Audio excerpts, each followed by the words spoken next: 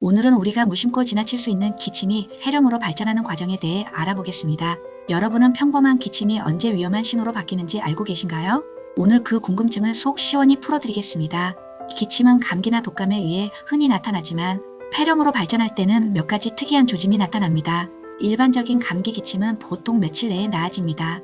하지만 폐렴으로 발전할 때는 기침이 일주일 이상 지속되고 점점 심해집니다. 특히 깊고 거친 기침 소리가 나면서 폐에서 진동이 느껴지거나 기침 후 호흡이 더 어려워진다면 경고 신호입니다. 초기에는 맑고 투명한 가래가 나올 수 있습니다.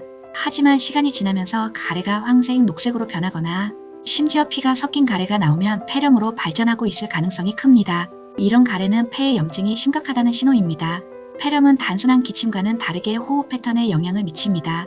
숨을 쉬는 것이 점점 어려워지고 흉부에서 소리가 나거나 숨을 들이쉴 때마다 통증이 느껴질 수 있습니다. 심지어 숨이 가빠지고 얕아지며 호흡 횟수가 늘어날 수도 있습니다.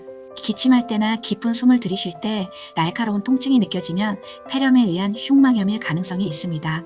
흉통은 폐의 염증이 흉막에까지 영향을 미쳤다는 것을 의미합니다. 폐렴이 위험한 이유는 단순히 호흡기에 국한된 것이 아니라 전신에 영향을 미치기 때문입니다. 고열과 오한이 나타나면서 체온이 갑자기 올라가고 전신의 떨림이 동반될 수 있습니다. 몸은 염증과 싸우기 위해 많은 에너지를 소모하기 때문에 지속적인 피로감과 체력 저하가 나타나며 일상적인 활동조차 힘들어질 수 있습니다. 또한 식욕 부진과 함께 체중 감소가 일어나기 쉽습니다. 폐렴은 특히 면역력이 약한 사람들에게 치명적일 수 있으며 적절히 치료하지 않을 경우 합병증으로 인해 사망에 이를 수도 있습니다. 폐렴이 심각해지면 손가락 끝이나 입술이 파랗게 변할 수 있습니다.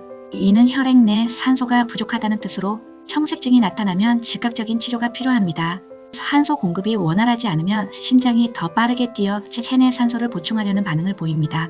이는 산소 부족으로 인한 위험 신호입니다. 폐렴은 박테리아, 바이러스, 진균 등 다양한 원인으로 발생할 수 있습니다. 세균성 폐렴은 가장 흔하며 빠르게 고열과 오한이 나타납니다.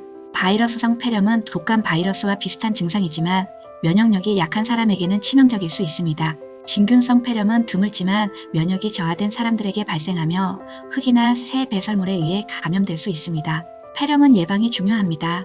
독감 예방 접종과 폐렴 구균, 백신은 꼭 챙기세요. 균형 잡힌 식사와 규칙적인 운동으로 면역력을 강화하는 것도 큰 도움이 됩니다. 또한 개인 위생을 철저히 지키는 것이 폐렴을 예방하는 핵심입니다. 기침이 단순히 감기의 증상으로 보일 수 있지만 그 변화가 폐렴으로 발전할 수 있다는 사실을 알고 계셔야 합니다. 오늘 알려드린 기침의 변화, 가래의 색, 호흡 패턴 등은 초기 단계에서 경고 신호를 감지하는 데 큰 도움이 됩니다.